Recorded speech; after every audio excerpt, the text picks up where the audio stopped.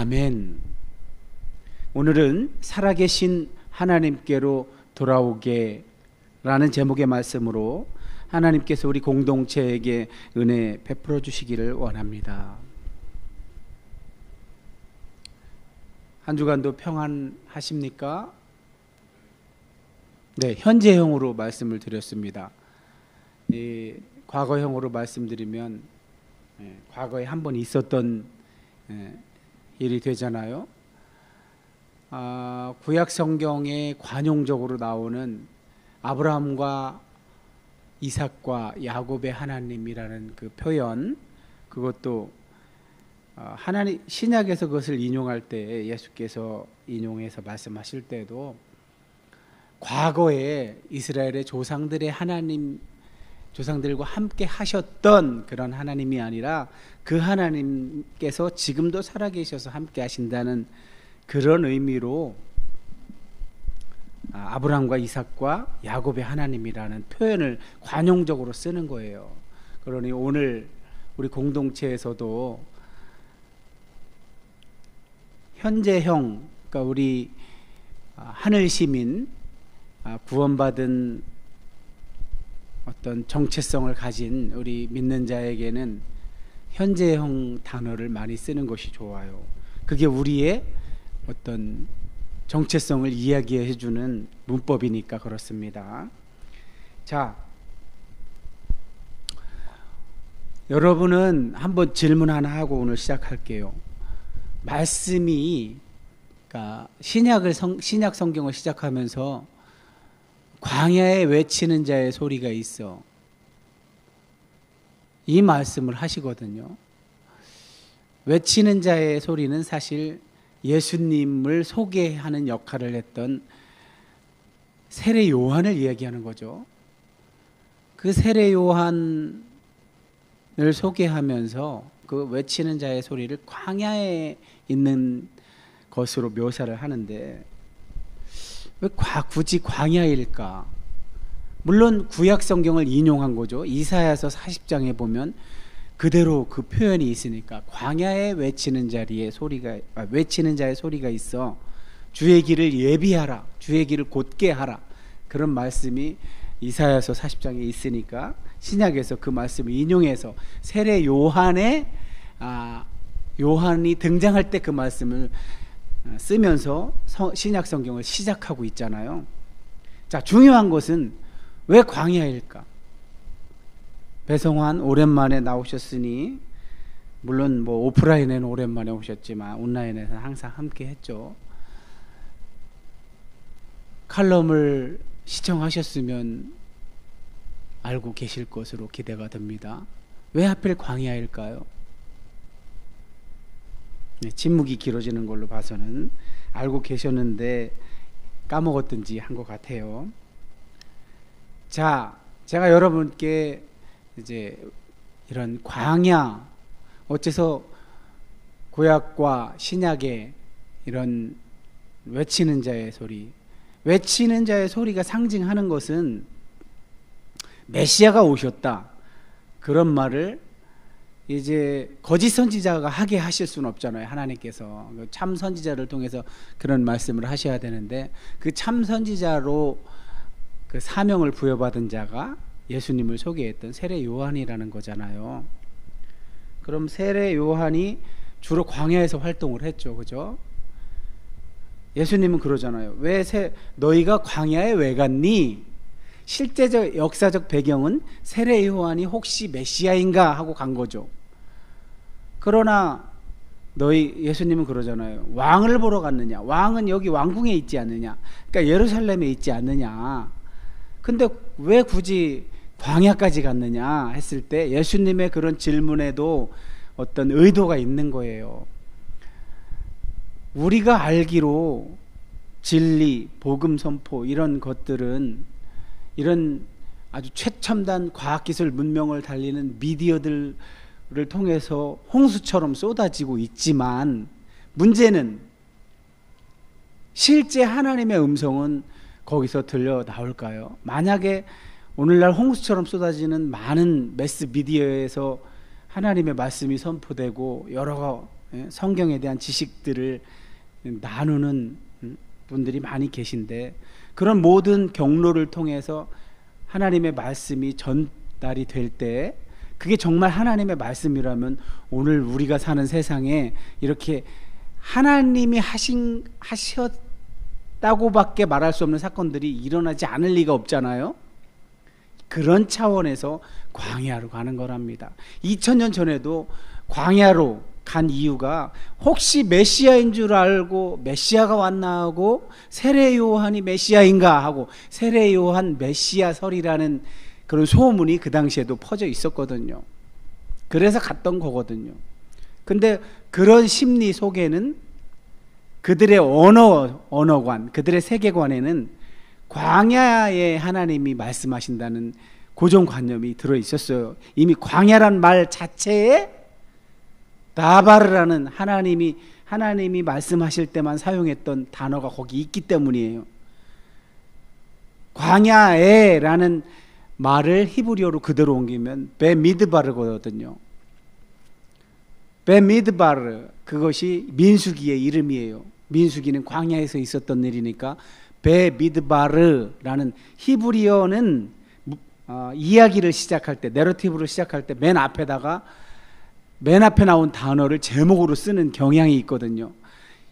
이렇게 헤브라이즘적 세계관은 범주 언어로, 그러니까 우리가 알고 있는 명사로 이렇게 어떤 내용을 규정하는 걸 극히 피해요. 근데 헬라어, 저쪽 유럽 언어 쪽으로 가면 범주 언어를 선호하죠. 개념 규정을 명확히 해주면 이해하기가 좋으니까. 그러나 이 히브리어 성경의 제목들을 보면 그냥 첫 단어를 갖다 둠으로써 거기서 하려는 이야기들을 한마디로 요약해 주지 않잖아요. 그냥 네가 경험하라고. 자, 이야기가 길어졌는데 이 광야에서 하나님의 말씀이 들려올 수밖에 없는 이유는 이미 광야라는 그 말 자체에 하나님의 말씀이 들어있기 때문입니다. 그래서 유대인들은 기본적으로 그런 관념을 가지고 있었겠죠. 자, 오늘 이런 전 이해를 가지고 오늘 말씀을 잘 경청하면 여러분에게도 사건이 되는 말씀이 여러분에게 은혜로 임할 줄 기대합니다. 자, 오늘 시작하는 말씀 읽어주시기 바랍니다. 예, 이고니온에서 두 사도가 함께 유대인의 회당에 들어가 말하니 유대와 헬라의 허다한 무리가 믿더라. 아멘. 네. 자, 이고니온이라는 또 다른 지명이 나오는데, 이제 지난 주일날 바울과 그 일행이 본래 이제 섬이었던 구부로, 오늘날의 키프로스 공화국이죠. 키프로스 섬, 저 지중해 한쪽에 있는 섬 자체가 한 나라예요. 튀르키예나 뭐 그리스에 속한 어떤 지명이 아니라 한 나라 이름이란 말이에요, 키프로스가. 그런데 그 섬에서 튀르키예 내륙으로 중부 내륙 지방, 해안 지방으로 이렇게 상륙을 했는데, 버가라는 도시도 좀 규모가 있는 도시였음에도 불구하고 바울이 그냥 지나쳐서 약 200여 킬로, 180에서 뭐 200여 킬로 떨어진 비시디아 안디옥, 그 당시 로마의 크게는 갈라디아 지방에 속하고, 전통적으로 내려오던 것에 의하면 프리기아라는 지역입니다, 저쪽이. 근데 그곳에서 또 크게 형성된 안디옥이라는 도시로 바로 갔다고 했는데, 제가 칼럼에서 역사적 배경을 말씀드렸죠. 해안지대에서 풍토병을 만났죠, 바울이.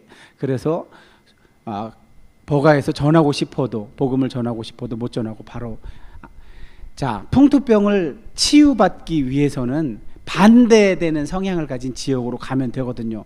그것이 그들에게는 민간 요법이었어요. 그래서 해안지대는 낮은 저지대잖아요. 그럼 고지대로 가면 됐거든요. 그래서 비시디아 안디옥이라는 곳은 1000m 이상 되는 고지대이기 때문에 서둘러서 간 거예요. 물론 그 가는 길에 타우루스 산맥이라는 험산 줄령을 넘어야만 했죠. 바울의 선교가 녹록지 않았다는 것을 알 수가 있죠. 어찌되었든 비시디아 안디옥에 바울과 그의 일행들이 가서, 저곳은 도시가 형성되어 있었고 유대인들이 진출해 있었기 때문에 회당이라는 곳이 있어서 안식일에 그 회당을 이용해서 복음을 전하려고 안식일 회당에서 멋진 설교를 전하죠. 정말 제가 그 설교를 아주 짧게 요약했는데, 지난주 말씀에 어떤 핵심 메시지에 집중하기 위해서 주로 스데반은 족장사부터 쭉 줄거리를 요약해 왔지만, 사도 바울은 족장사는 아주 간략하게 한 단어로 묘사를 하고, 왕정, 그러니까 출애굽서부터 왕정에 있었던 일을 오히려 더 줄거리로 하나의 내러티브로 이야기하고, 그 왕정기에 통일 왕국의 두 번째 왕인 다윗, 첫 번째 왕인 사울, 둘을 은연중에 비교하면서 사울의 계보로 예수께서 오신 것이 아니라 다윗의 후손으로, 다윗의 씨로, 씨로 오셨다는 것을 강조하죠. 그래서 그 오신 예수를 이스라엘의 조상들이 그렇게 앞에 선지자 때부터 거역했던 것처럼, 스데반도 이 얘기를 했잖아요. 너희가 하나님이 보낸 선지자들을 핍박하고 외면하고, 그걸 그 일을 조상 때부터 했다고 콕 집어서 말했죠. 그래서 결국 스데반은 돌에 맞아 죽게 되었죠. 바울도 그 이야기를 합니다. 너희 조상들이 조상 때부터 그렇게 거역해 왔어. 근데 하나님은 열심히 참으셨지. 그리고선 하나님은 약속된 메시아를 보내주었건만 너희는 그를 알아보지 못하고 오히려 나무에 달아 죽이지 않았느냐. 십자가라는 말 대신에 나무에 달았다고 표현을 했죠. 우회적으로. 그러나 하나님이 너희가 죽인 그 예수를 다시 살리셔서,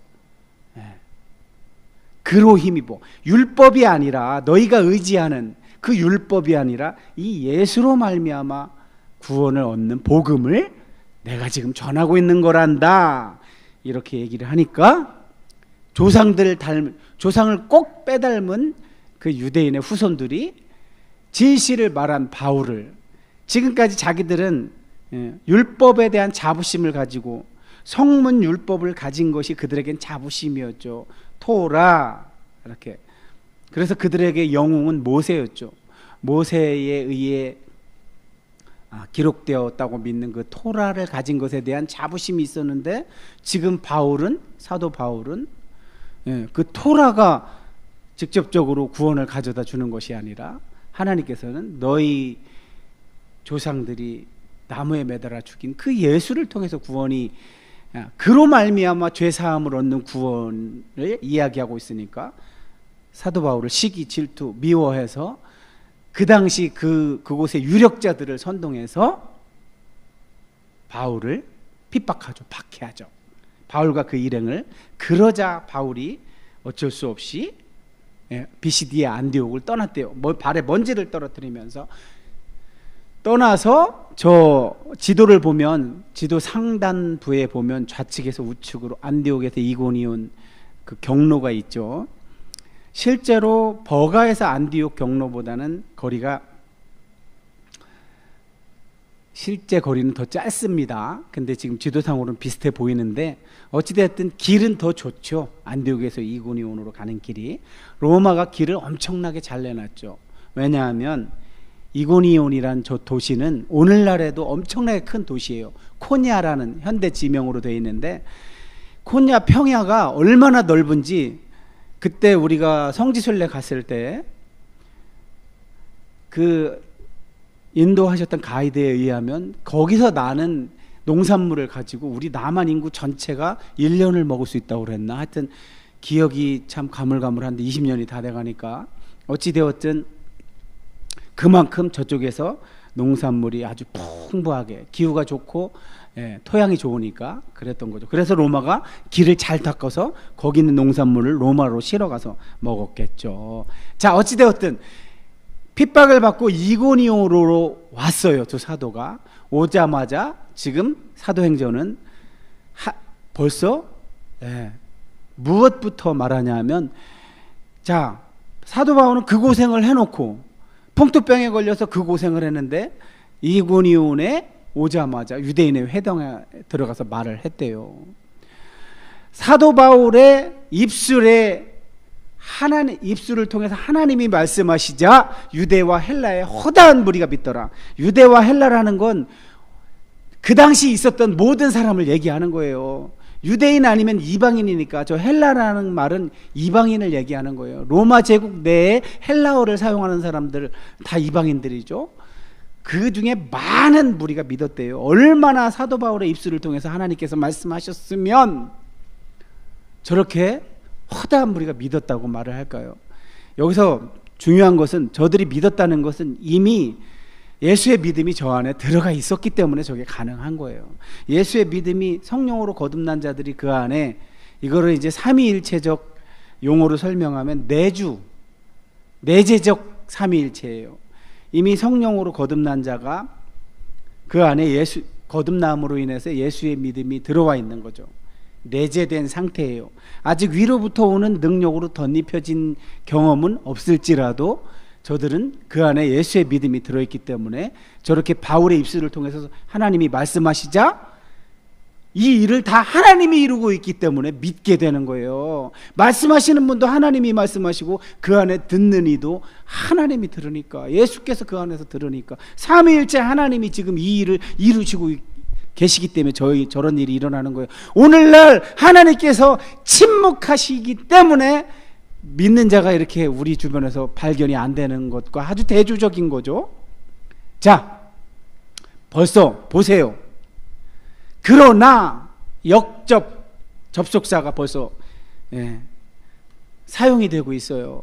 저렇게 하나님께서 바울의 입술을 통해서 바울을 곤고하고 겸손하게 만들어서 하나님이 말씀하시고자 이 스피커 바울이라는 사람을 이렇게 낮은 자리로 계속, 예수님이 그러셨던 것처럼 낮고 낮은 자리로 안내를 하셔서 겸손한 상태에서 자기를 드러내지 않고 오직 하나님의 말씀의 대언자 역할만 할 수 있도록 하나님이 낮추셔서 그 일을 바울이 감동하자 바울을 입술을 통해서 하나님이 말씀하시니까 엄청나게 많은 사람들이 믿게 되는 역사가 일어나는데, 그 중에서 순종하지 않는 유대인들 자기들은 먼저 말씀을 받은 자, 그렇게 은혜를 받은 자임에도 불구하고 지금 바울의 입술을 통해서 말씀하시는 분이 하나님이심에도 불구하고 거기에 순종하지 아니하고 지금 바울이 말하는 것처럼 그들은 들어서 바울을 어떻게 못해서 지금 안달을 하는 거예요. 그래서 이방인들, 아직 율법도 잘 모르고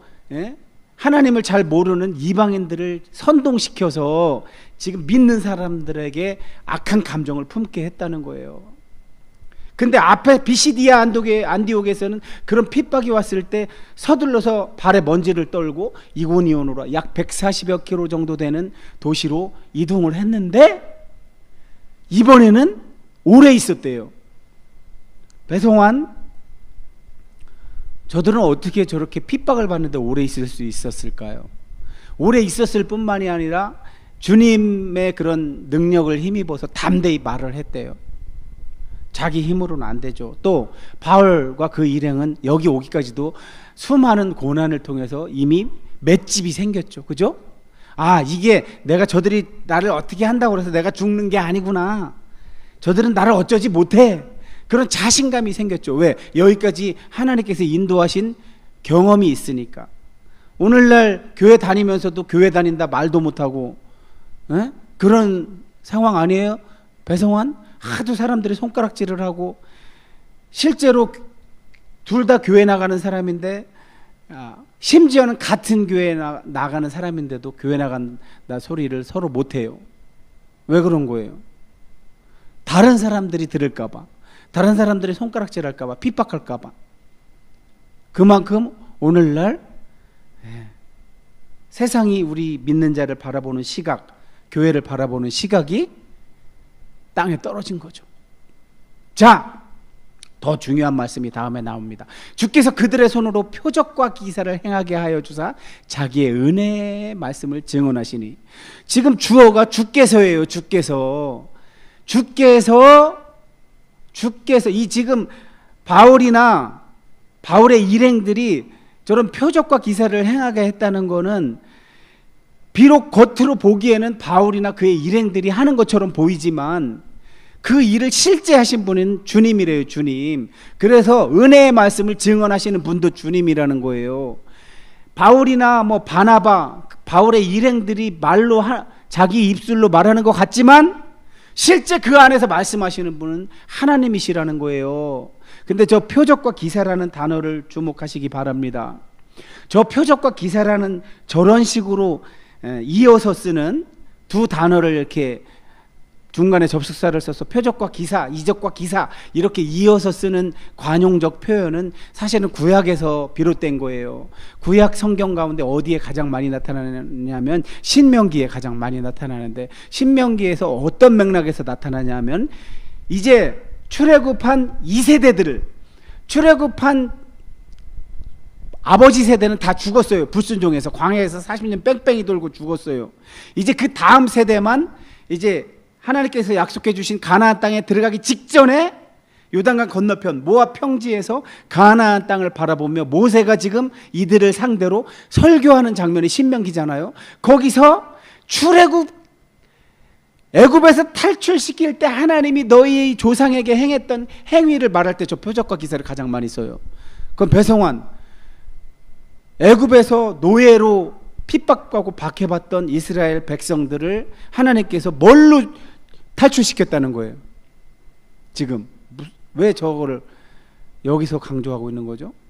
표적과 기사를 통해서 너희들을 이끌어내지 않으셨냐? 지금 우리가 사는 세상에서 누가 그런 일을 하겠니? 하나님이시니까 그 일을 하신 거 아니야? 근데 지금 그 단어를 그대로, 물론 언어는 히브리어에서 헬라어로 바뀌었죠. 지금 기록된 언어가 헬라어니까. 그러나 의미는 그걸 그대로 갖다 쓰는 거예요. 지금 바울과 그 일행이 하나님의 힘을, 능력을 힘입어서 이렇게 하는 일들이 뭐란 얘기예요? 지금 누가 하고 있다는 얘기예요? 하나님께서 친히 하신다는 거예요. 근데 그 하는 모양이, 방법이 뭐라고요? 표적과 기사를 통해서. 저거 쉽게 얘기하면 기적을 통해서, 일상에서 쉽게 볼 수 없는 그런 사건들을 가지고 하나님이 인도하시고 있는데, 표적과 기사라는 거는 뒤에 거는 그냥 기적으로 보시면 되고, 앞에 왜 표적이냐, 그냥 기적이라고 안 하고. 히브리어 구문론상 이렇게 동어를 반복하는 경향이 있는데, 근데 단어는 다르단 말이에요. 그럼 표적이 의미하는 건 뭐냐? 행한 그 기적 속에 의미를 찾으라고. 지금 바울이 하나님의 공급해 주시는 능력으로 이 일을 감당하고 있는데, 그러면서 바울이 설교할 때 많은 사람이 믿는 이런 이걸 기적이라고만 이야기하지 않고 표적이라고 이야기할 때 그 속에서 의미를 찾으라고. 이게 그럼 뭘 의미하는 거냐? 하필이면 표적과 기사라는 단어, 용어를 가져와서 이렇게 이야기하는 걸로 봐서는, 누가가 사도행전에 이렇게 기록하는 걸로 봐서는 지금 바울이 하고 있는 일이 뭐랑 같다는 얘기예요? 배성환? 졸려서 눈이 감겨요 지금. 에?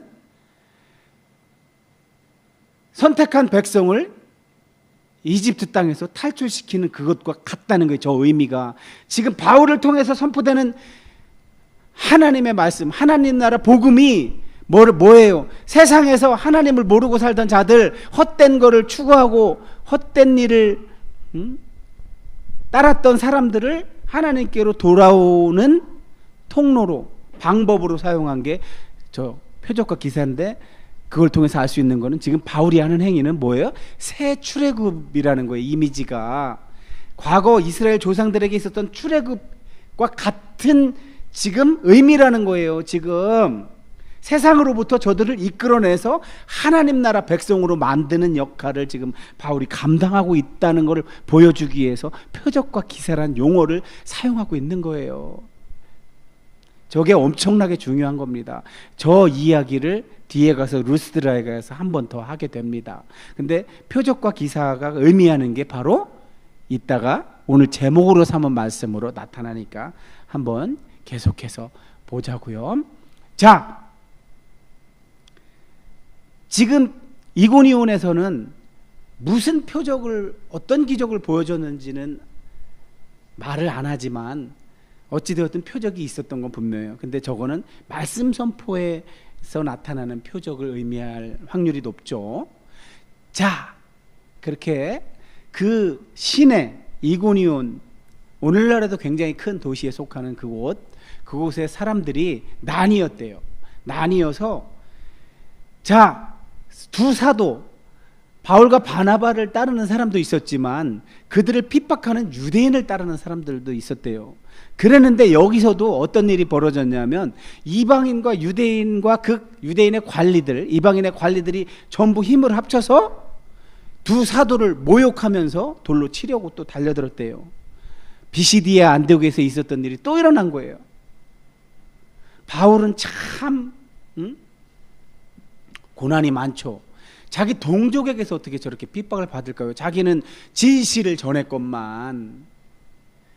자, 아까는 오래 머물면서 그걸 다 견디면서 계속해서 말씀을 전했다고 했지만 이제 이곳에서는 더 이상 그만큼 많이 전했죠. 또 오래 있으면서 이제 다른 도시로 가야 되겠다, 때가 되어서 가야 되니까 도망을 했대요. 해서 간 곳이 어디래요? 아까 루가오니아의 두 성. 자, 안디옥에서 우측으로 이고니온이 있죠. 이고니온에서 우측 아래 방향으로 루스드라 더베가 나오죠. 거리가 그 전보다는 가까워요. 저기도 크게는 로마의 갈라디아 속주에 속하는데 그 당시 전통적으로는 저기를 루가오니아 지방이라고 했대요. 전통적으로 내려오기는 저렇게 루스드라 더베 약간 붙어 있죠. 그래도 자, 그곳으로 가서 거기서 복음을 전했대요. 그런데 거기서 복음 전할 때 이제는 말씀 선포의 표적과 기사 이외에 실제로 나면서부터 걷지 못해서 걸어본 적이 아예 없는 사람을 바울이 치료해 주는 이야기가 나와요. 근데 그 가운데 바울이 하는 말을 그 나면서부터 걷지 못한 사람이 들었대요. 그 듣는 걸 바울이 본 거예요. 지금 배성환, 박주현 앉아 있지만 두 사람은 나한테 보이잖아. 지금 온라인으로 참여하시는 분들은 볼 수가 없어요. 내가. 근데 내가 이렇게 보는 여러분은 주목하는지 안 하는지 다 보여. 지난번 성환이 그 주연이랑 같이 집에 왔을 때 컴퓨터 그거 할 때 약간 목사님이 언짢게 말하는 걸로 들렸지. 왜 그랬을까? 자, 성환이가 언젠가 목사님한테 고백했지. 자신은 하고 싶은 일은 이런 시니어들에게 디지털 기술이 약하잖아, 그들은. 그래서 그걸 보급을 해서 그들이 이런 과학기술 문명이 제공하는 유익을 충분히 누릴 수 있도록 전도하는 일을 하고 싶다고 그랬잖아요. 근데 그런 소망을 품은 자답지 않았어, 그날은. 왜? 여러분 그걸 알아야 돼요. 연륜이 있는, 여러분이 꼰대라고 하는 사람들은 있잖아요. 연륜이 많아요. 그래서 여러분이 어떤 말이나 태도를 보면 벌써 간파를 해요, 여러분의 속을. 그 정도로 오래 살았기 때문에 연륜이 쌓인 거예요. 여러분이 집중하는지 경청하는지 마음이 딴 데 갔는지 다 보여요. 근데 만약에 성환이가 그때 그랬던 것처럼 시니어들을 대한다? 그럼 그 사람들은 성환이한테 안 배워요. 돈을 안 내요. 돈은 그 사람들이 더 많아요. 그 사람들을 통해서 내가 부업을 하든 그 주업이 되든 남의 돈 먹기가 쉽냐고요. 그들을 어떤 형태로든 감동을 시켜서 그들의 동기부여가 돼야 그들이 나한테 돈 내고 배울 거 아니에요. 그런데 그런 태도로 하면 그들은 배우지 않는다는 거죠. 금방 알아요. 이렇게 나이 먹은 사람들은 그래도 산 연륜이 있어서 매눈이 있단 말이에요. 매눈. 이 사람이 진짜 집중하는지 진실한지를 다 볼 수 있단 말이에요. 지금 바울은 지금 이 사람의 믿음인 걸 본 거예요. 물론 그 사람의 믿음은 예수님 선물로 받은 거죠. 성령으로 거듭나서 예수님의 믿음이 들어와 있기 때문에 바울이 딱 보고서 바울이 영안이 열려 있기 때문에 저에게도 예수님의 믿음이 들어가 있네? 그래서 자신 있게 선포를 한 거란 말이에요. 내 발로 일어서라. 그러니까 바로 걸었다잖아요. 그 얘기는 뭐예요? 바울은 두 가지를 다 믿고 있는 거죠. 기적을 일으키는 주체인 자기 안에 하나님이 계시고 하나님이 하시는 일이라는 것에 대한 확신이 있으니까. 그리고 또 하나, 저 지금 듣는 이가 예수의 믿음이 그 안에 들어가 있다는 것을 영안으로 본 거죠. 그러니까 이 일은 100% 성공한다는 확신이 있으니까 자신 있게 선포를 하죠. 일어서라. 그러니까 걷는다잖아요.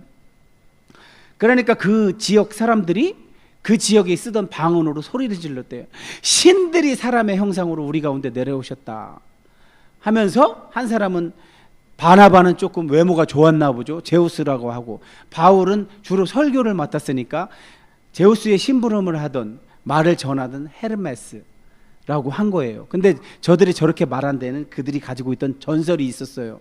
여러분 주보에 보면 칼럼에 저 전설에 대한 내용은 상세하게 기록되어 있었으니까 자기들이 하도 조상 때부터 부모님, 조부모님으로부터 들어왔던 거라 지금 저것이 기억 속에 저장되어 있었는데, 바울과 바나바가 한 일을 보고 자기들대로 해석을 한 거죠. 아, 제우스와 그의 종 헤르메스가 지금 사람의 모습을 하고 우리한테 왔는데 우리가 저들을 외면하면 우리 조상 때처럼 폭삭 망한다. 그러니 외면해서는 안 된다라고 지금 생각하고 있는 거예요. 그들의 전통적으로 가지고 있었던 전 이해로 바울과 바나바를 응대하려고 하는 거예요. 그러자 그 가운데 제우스 신당의 제사장, 그런 어떤 신과 사람들을 연결하는, 중매하는 역할을 했던 사람이 저 당시에 있었죠. 저 도시에. 그러니까 그 제사장이 소를 끌고 오고 화환들을 가지고 와서 그 당시 거기 함께했던 무리와 함께 제사를 지내려고 하는 거예요. 그랬더니 바나바와 바울이 옷을 찢었대요. 유대인들이 보통 옷을 찢는 건 언제든 찢느냐? 듣고 싶지 않은 말을 들었을 때, 신성 모독하는 말, 신성 모독하는 행위를 봤을 때 보통 옷을 찢어요.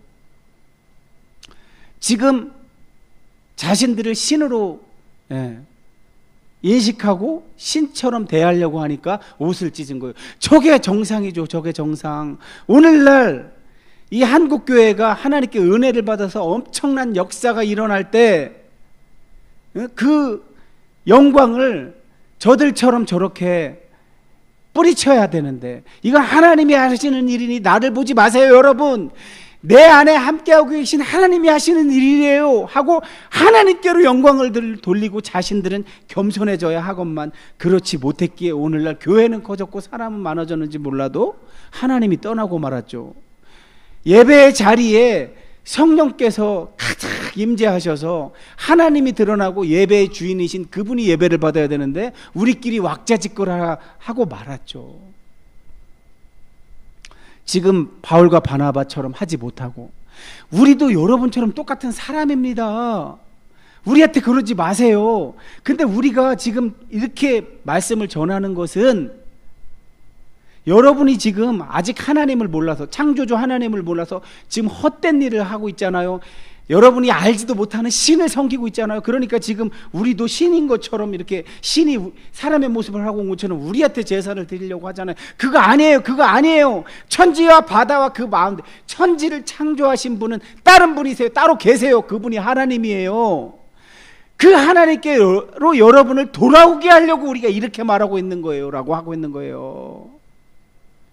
아까 그 나면서부터 못 걷게 된 자를 일으킨 것도 제가 한 게 아니라 지금 우리가 전하는 그 하나님, 이 천지와 만물을 지으신 그분이 한 거란 말이에요 하고 솔직하게 얘기를 하잖아요. 자기가 영광을 갖지 않고.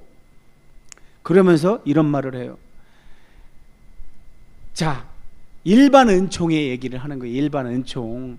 하나님이 우리 같은 이런 특별한 일을 하는 사람들을 세우기 전에, 그러니까 이스라엘이라는 특별한 민족을 선택하기 전에는 모든 나라, 모든 민족을 놔두셨어요. 그러나 그때도 하나님이 그런 이 창조 세계에 아무 일도 하지 않으신 것이 아닙니다. 창조 세계에 하늘로부터 비가 오는 거, 비가 와서 곡식들이 자라고 열매 맺는 거, 이런 거 다 하나님이 하신 거예요. 그래서 그것 때문에 여러분이 기뻐하셨잖아요. 그것도 하나님께서 하신 거란 말이에요. 그러니까 일반 은총이라고 우리가 얘기하는 거죠. 저거를 일반 은총. 여러분 명심하세요. 저렇게 일반 은총 받은 사람들을 성령으로 거듭나서 예수님의 믿음이 들어오지 않은 사람들, 이런 사람들은 그럼 다 지옥인가? 성령으로 거듭난 자라만 하나님 나라에 들어간다고 자꾸 요한복음서부터 계속 이야기하고 있고, 오늘 누가도 이 누가복음이나 사도행전을 통해서 계속 기도와 성령을 강조하고 하나님 나라가 너희 안에 있다고 강조하고 이렇게 이야기하는 그 진짜 의미가 뭘까? 자, 여기서 일반 은총과 특별 은총이 나뉘는 거예요. 일반 은총을 받은 사람은 지옥 가고 특별 은총 받은 사람만 천국 가는 그런 의미가 아니에요. 예수 천당 불신 지옥, 이게 얼마나 잘못 오용되고 있는지 몰라요.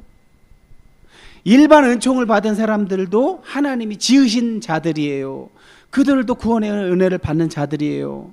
그러면 일반 은총 말고 특별 은총을 받는 사람들은 뭔가? 성령으로 거듭나서 예수의 믿음이 들어오고 또 위로부터 오는 능력으로 덧입혀진 자들은 그럼 왜 그럼 이렇게 구분을 하는가? 그게 바로 제사장 역할을 하라고 그러는 거예요. 하나님이 모든 민족 가운데 크지 않은 작은 민족 이스라엘을 택해서 하게 하신 그게 제사장 역할이었다면, 오늘날 우리에게 제사장 역할을 하는 사람은 어떤 식으로 해요? 성령으로 거듭나서 예수의 믿음을 선물로 받은 자들이 그 제사장 역할을 하라는 거예요. 그래서 하나님이 계신 것과 그분이 자기를 찾는 이에게 상 주시는 이심을 믿게 하려고 그런 특별 은총을 주는 거란 말이에요. 배성환 이제 제대로 이해했어요? 이렇게 이해한 사실을 딱 확고하게 내 지식으로 가지고 있어야만 되고, 또 하나 내가 그렇게 지식으로 가지고 있는 거를 그냥 어떤 이론으로 기억 속에 저장하는 것이 아니라 그 일이 사실이라는 것을 검증해 주는 일들이 내 삶 속에서 일어나야 된단 말이에요. 그것까지 경험을 해야만 하는 거예요. 그게 특별 은총 받은 사람들의 역할이에요.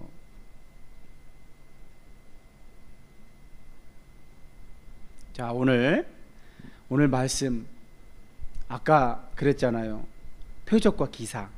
표적과 기사라는 용어를 구약에서 주로 신명기에서 출애굽 얘기할 때 이스라엘 조상들을, 출애굽 1세대들을 하나님께서 그들이 이집트의 노예로 살면서 고통받는 소리를 하나님이 들으시고 그들을 이끌어내기 위해서 하나님께서 수많은 표적과 기사를 보이셨는데, 왜 이걸 하필이면 표적과 기사로 표현했느냐 말씀드렸잖아요.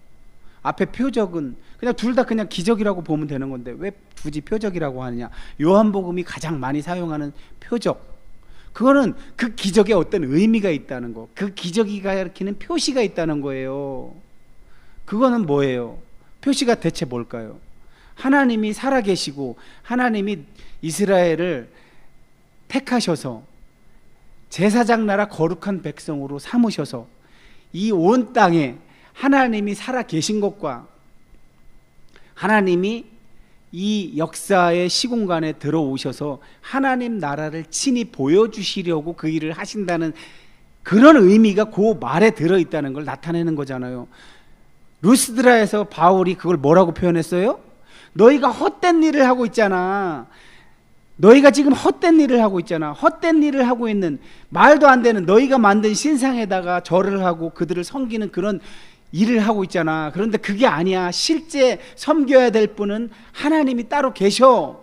너희에게 비를 내려주시고 곡식의 열매를 맺게 해주시는 그 하나님이 계셔. 그래서 너희도 그걸 먹고 기뻐했잖아. 그분이 하나님이셔서 그분을 알고 제대로 알고 그분께로 돌아오게 하려고 우리가 지금 너희에게 설교를 하고 있는 거야. 이 말을 바울이 하고 있는 거잖아요.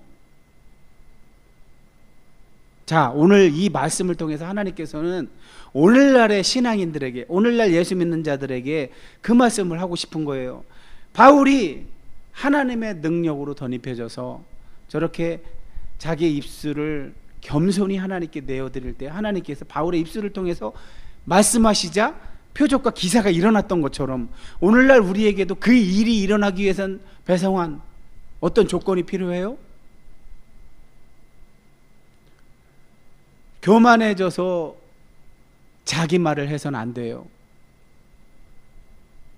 자, 중요한 사실 한 가지 말씀드리고 마칠게요. 신명기에는 표적과 기사가 하나님이 이스라엘 백성을 이집트로부터 탈출시켜 나오실 때 표적과 기사라는 방법을 통해서 나오셨다는 걸 말씀하시면서 또 하나 말씀하시는 게 있어요. 너희가 약속의 땅에 들어가게 되면은 그 안에 참 선지자만 있는 게 아니라 분명히 거짓 선지자가 있을 거다. 근데 그 거짓 선지자가 표적과 기사를 일으킬 거다. 그 거짓 선지자가 표적과 기사를 일으키면서 너희들에게 하라고 하는 그거를 너희들은 절대 따라해서는 안 된다. 이 말을 통해서 우리가 알 수 있는 게 뭐예요? 이 말씀을 통해서 거짓 선지자도 표적과 기사를 일으키는구나. 근데 그 말씀 뒤에 하나님이 하시는 말씀이 있어요. 그들이 일으키는 표적과 기사는 그들의 능력으로 할 수 있는 게 아닌데 하나님이 그들에게도 그걸 할 수 있는 능력을 주신 거예요. 왜 주셨냐는 거죠. 시험하려고, 테스트하려고 그랬대요. 테스트. 배성환, 이게 의미하는 바가 뭐예요? 오늘날 우리가 살고 있는 시대에도 저렇게 이단들도 기적을 일으켜요. 표적과 기사를 일으켜요. 그럼 그들이 진짜 실제 능력이 있어서 그러냐? 그들 안에 하나님께서, 성령께서 함께 하셔서 성령께서 강력하게 역사하셔서 그런 기적이 일어나느냐가 아니라는 거죠. 하나님이 그들에게도 그걸 할 수 있도록 허용하셔서 뭘 하려고? 우리 믿는 자를 테스트하려고 그랬대요. 우리 믿는 자들이 기적, 표적과 기사를 일으킨다고 그런 이단 쫓아가는가 보려고, 그런 것만 보이면 혹해갖고 그런 데 가는지 보려고. 그게 아니고 그들이 일으키는 그 표적과 기사가 뭘 의미하는지를 제대로 알아서 그들이 바른 말을 하고 바른 길로 인도하는지를 생각하고 그걸 거절하고 참 하나님이 참 선지자를 통해서 하시는 말씀과 인도함에 순종해서 하나님이 본래 우리에게 선물하셨던 이 역사적 시공간에 선물하셨던 그 하나님 나라를 맛보고 누리고 전하라고, 참 선지자와 거짓 선지자가 공존하는 이 우리가 살고 있는 현실에서 참 선지자를 통해 말씀하시는 하나님의 말씀을 바르게 분별해서 우리에게 주어진 그 거룩한 사명, 하나님 나라 맛보고 누리고 전하는 제사장 나라 거룩한 백성의 사명을 감당하라고 오늘 우리 공동체에게 이 말씀을 주셨기에 여러분께 전했습니다. 기도하겠습니다.